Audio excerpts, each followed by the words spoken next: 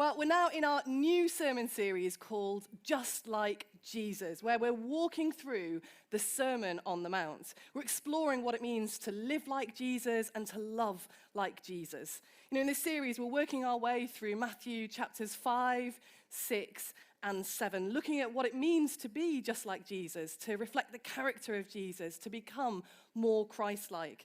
Now, if you missed Dominic's sermon last week, let me encourage you to catch up on it. Or in fact, if you did hear it, listen again, because it was a brilliant kickoff to our brand new series. It explored the first two verses of Matthew chapter 5 and set the scene for this incredible Sermon on the Mount. It laid the foundation well. And so the Sermon on the Mount is some of the most impactful, some of the most radical, some of the most challenging, and some of the most exciting teaching that you will ever hear. It's Jesus' words to his disciples, to those who have committed to following him, to becoming more like him. And today we're going to look at verses 3 to 12 of Matthew chapter 5. These well-known words of Jesus that are referred to as the Beatitudes. And so we're going to read from Matthew chapter 5 from verse 3. Jesus said, "Blessed are the poor in spirit, for theirs is the kingdom of heaven. Blessed are those who mourn, for they will be comforted. Blessed are the meek, for they will inherit the earth. Blessed are those who hunger and thirst for righteousness, for they will be filled. Blessed are the merciful, for they will be shown mercy.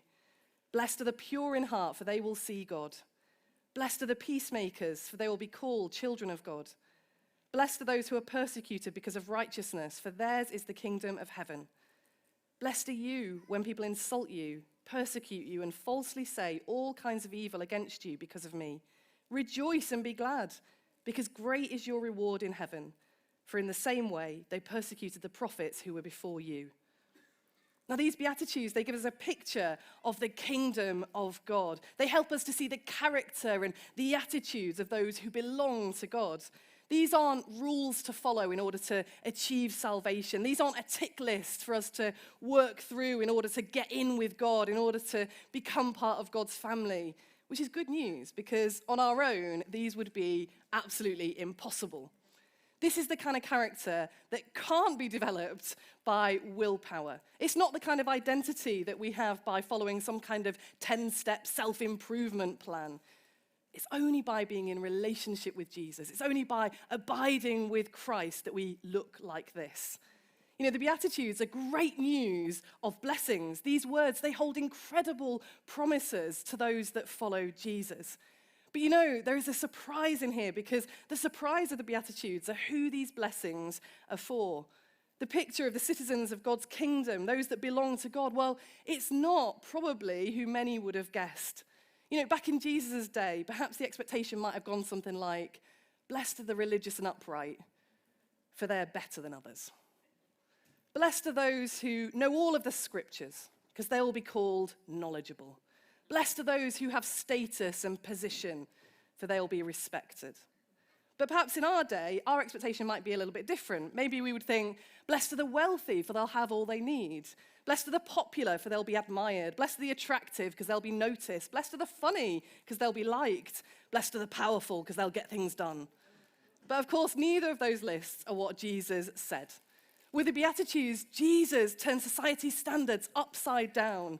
And so when it comes to the kingdom of God, it's not the proud and it's not the status-seeking who are in. It's not the greedy and it's not the power-grabbing. It's not even the religious or the stringent followers of rules who find a place. Instead, it's the marginalized. It's the humble. It's the persecuted. It's the easy to overlook. The people that society might reject. If we want to see a contrast of those that Jesus says are blessed, we can have a look at the woes in Matthew 23, where Jesus has strong words to those that he considers hypocrites, to those that are concerned with outward appearance and not matters of the heart. He says, "Woe to you, to the Pharisees and the teachers of the law." He has strong words for them. He calls them snakes and a brood of vipers. But those who are blessed, well, they're quite different, though, according to Jesus. But what does blessed actually mean?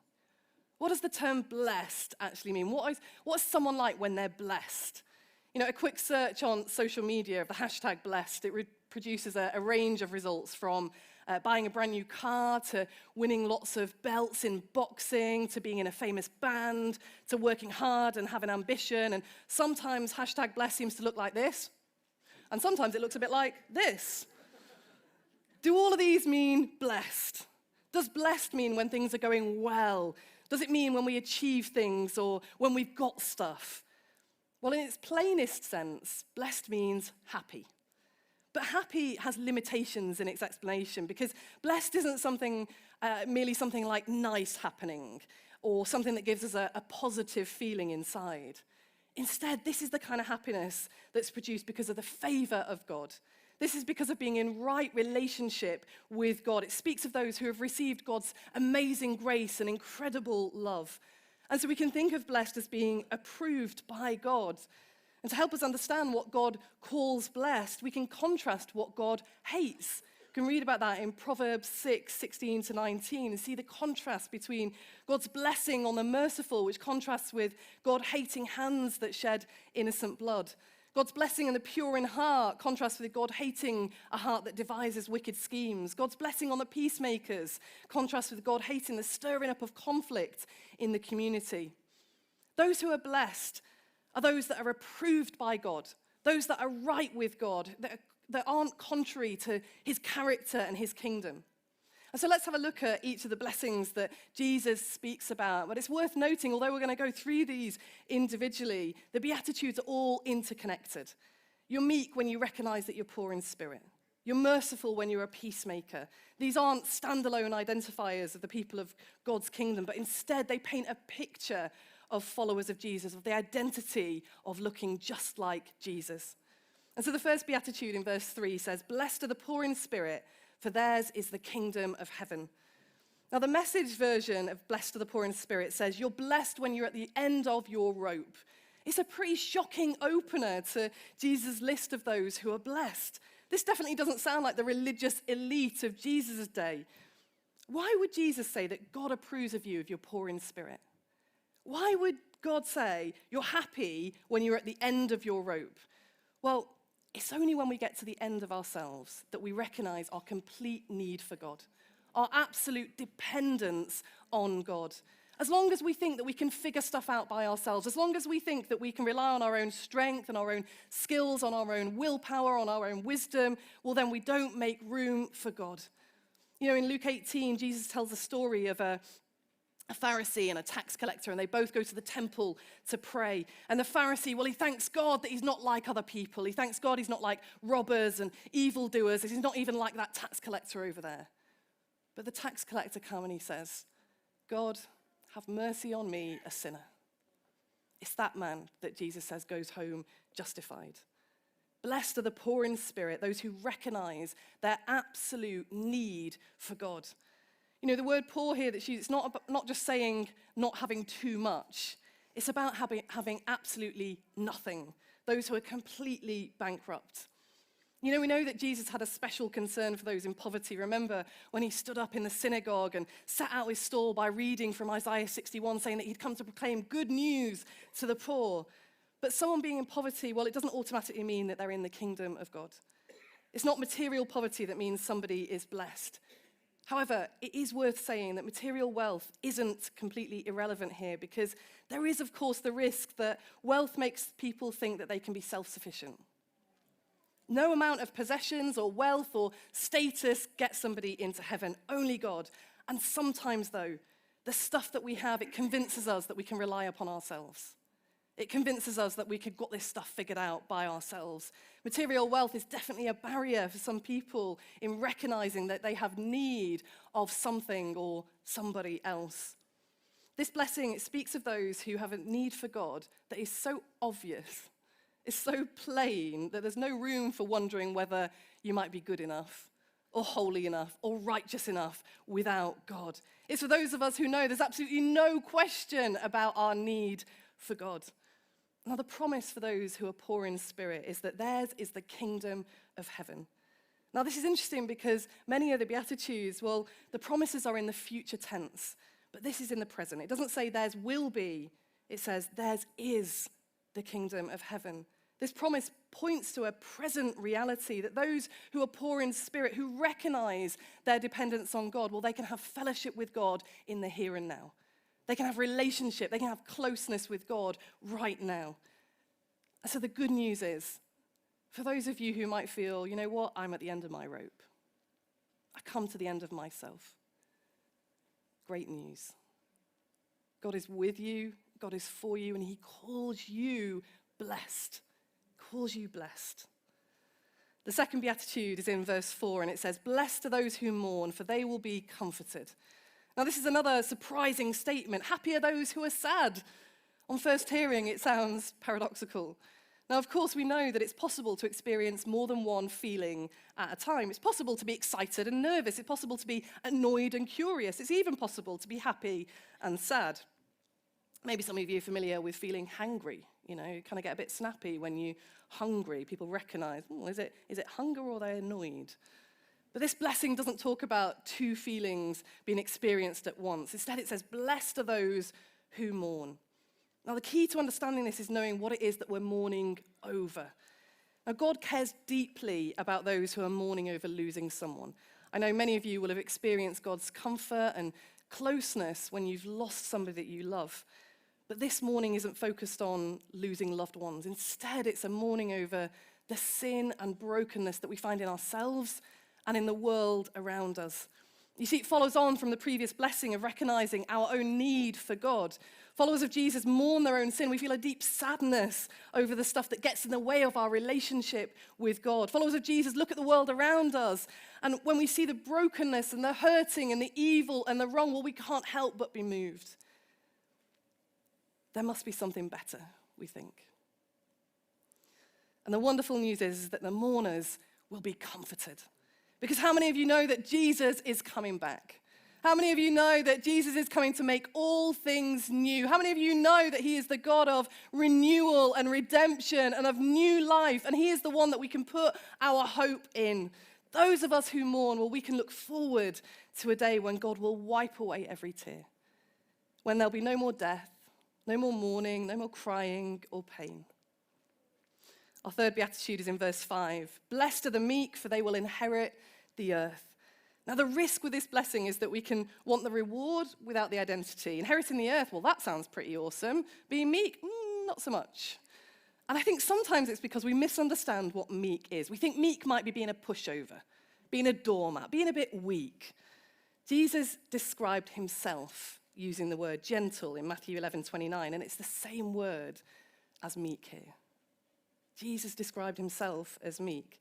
It doesn't mean weak. It means strength under control, the deliberate laying down of power, choosing gentleness over might. You see, God's kingdom isn't built on the dominant. It isn't built on those who trample over others. It isn't built on those who are prepared to win at any cost. It isn't built on the oppressors or the dictators. Instead, in the kingdom, the meek are blessed. The meek are blessed. Gentleness and self-control are what is celebrated in the kingdom of God. You know, we need to make sure we don't misunderstand meekness to thinking less of ourselves. This isn't some sort of self-pity party where we start to think of all the things that we're rubbish at. I hate parallel parking. I can never seem to poach an egg right. I can't stand putting a king-size duvet in its cover. It's so big and my arms aren't long enough and I'm really rubbish at running. Meekness isn't about us feeling bad about ourselves, but it is about not being proud. It is about not being arrogant, not being self-seeking. It is about realizing we are not the center of the universe, God is. And so these first three Beatitudes that we've read, they all speak of the humility that Jesus himself demonstrated so beautifully. You see, the God of the whole universe, the one that flung the stars into the sky, the one that created every living being, created the animals and the birds and the fish in the sea, created you and I. Well, this same God, he came to earth as a baby to become just like us so that he could rescue us. So we have this great example to follow. In our humility, we become just like Jesus. So let's move on to our fourth beatitude, which says, "Blessed are those who hunger and thirst for righteousness, for they will be filled." Now, to hunger and thirst means to long for, to have an appetite for. I remember when I was pregnant with our eldest, Ariella, and I would crave cold things like ice cubes and ice lollies. I was having a minimum of one ice lolly a day during that pregnancy. Now, pregnancy cravings are called cravings for a reason, because the feeling isn't just a kind of like, I quite fancy an ice lolly. It's a real need and desire to want to have that ice lolly. It's a strong hunger or thirst for that thing. this beatitude says, blessed are those who hunger and thirst for righteousness.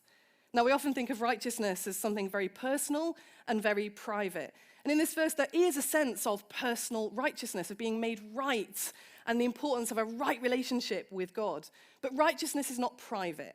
It impacts everything else. It's about living in right relationship with God, and that a right relationship with God results in living in all of our relationships with a fairness and generosity and equity.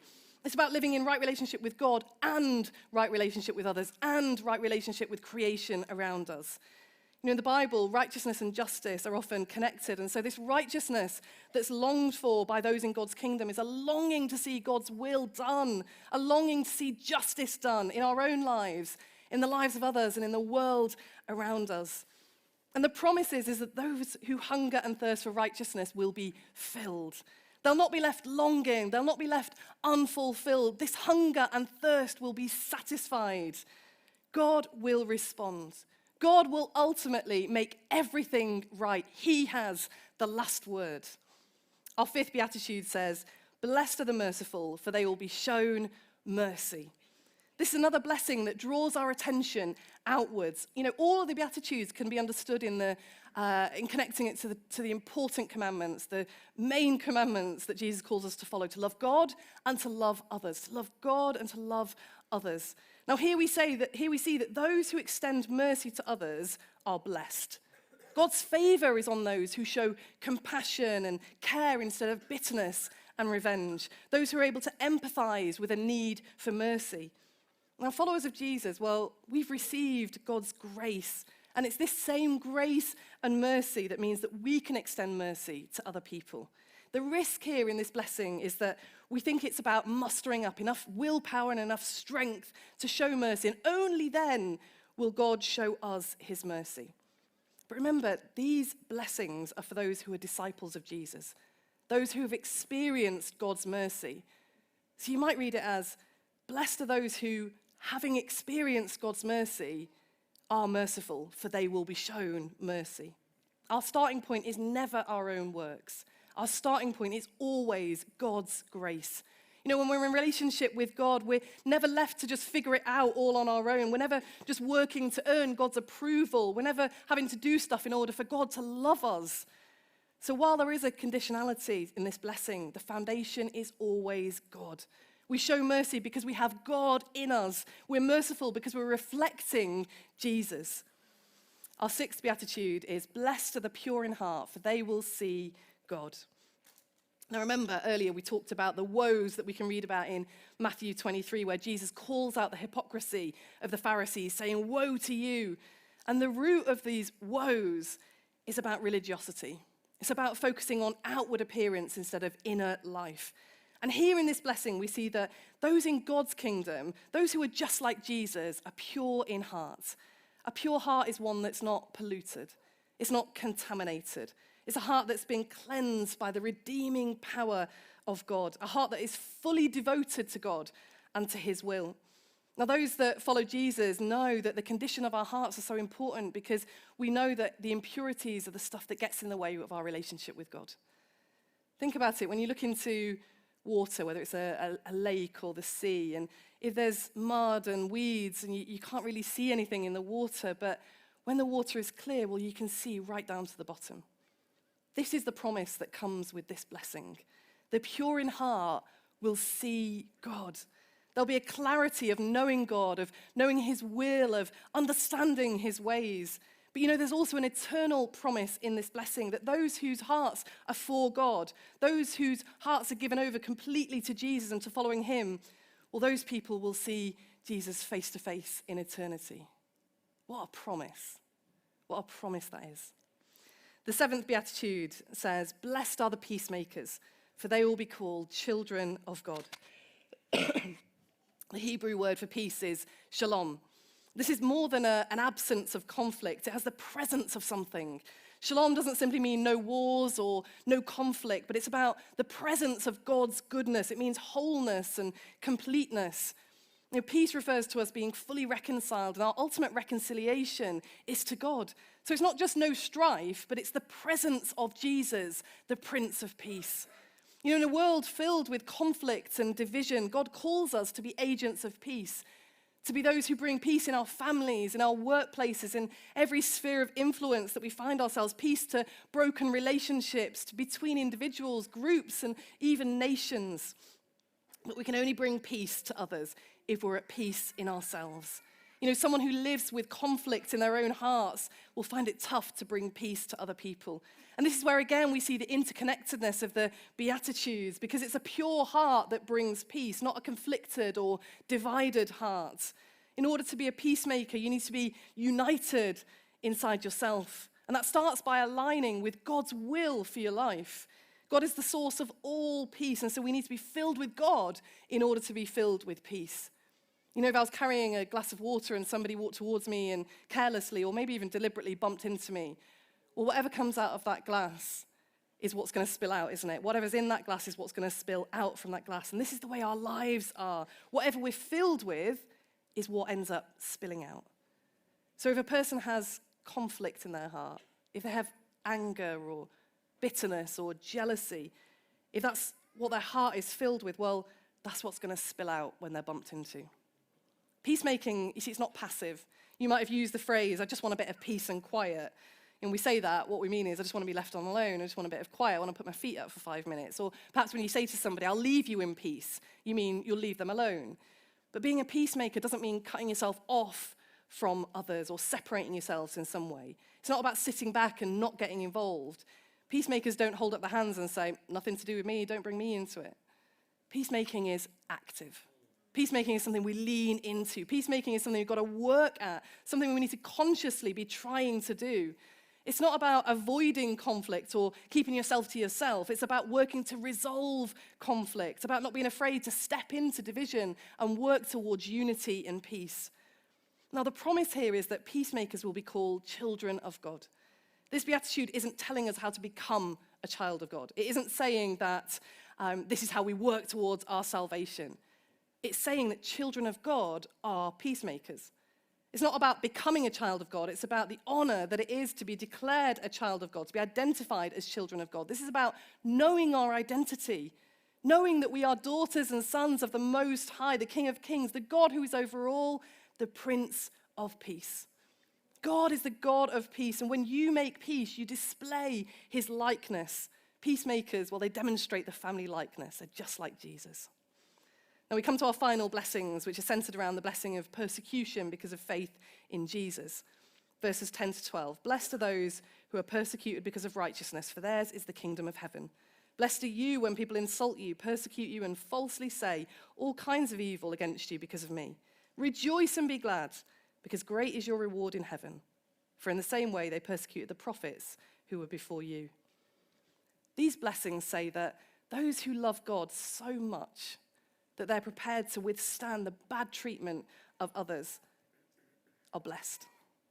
That those who stick with Jesus, no matter what is said to them or about them, no matter what is done to them, what lies people make up about them because of him, well, they can rejoice. You know, last month we held an event here at City Church for church and civic leaders in partnership with Open Doors, a charity that works with persecuted Christians around the world. Now, we held our event on the day after Open Doors had produced their World Watch List, which is the list of the 50 countries where it's the most dangerous and most difficult to be a Christian around the world. The countries where you might be shunned for your faith, where you might be denied healthcare because of your faith, where you might be imprisoned because of your faith, where you might be beaten and tortured because of your faith, where you might be killed ultimately because you love Jesus. Now, at our event, there was a man called Timothy who spoke of his experience. Timothy's from North Korea, the country that's top of the list of the World Watch List. It's the most dangerous country to be a Christian in the world. And he talked about the fact that in North Korea, well, people are indoctrinated to worship the ruling family, that even babies and toddlers in nurseries are exposed repeatedly to propaganda of the ruling family. Everyone is expected to show complete allegiance to them, complete devotion to them. So there's no room for devotion to anything else. There's no room for any religious faith. Anyone found to be a Christian, will they face imprisonment, torture, and potentially death. The Bible's illegal, and any Christian material or resources are banned. And yet, God is still at work in North Korea. Timothy was imprisoned a number of times, and it was actually in prison that he first encountered Jesus because his cellmate told him that he could pray, that he could talk to God, that he could ask God for things. And so Timothy's first ask was, "Get me out of prison, God." Despite seeing others beaten and tortured for being part of a church, Timothy made a commitment to Jesus. He wanted to follow Jesus for himself.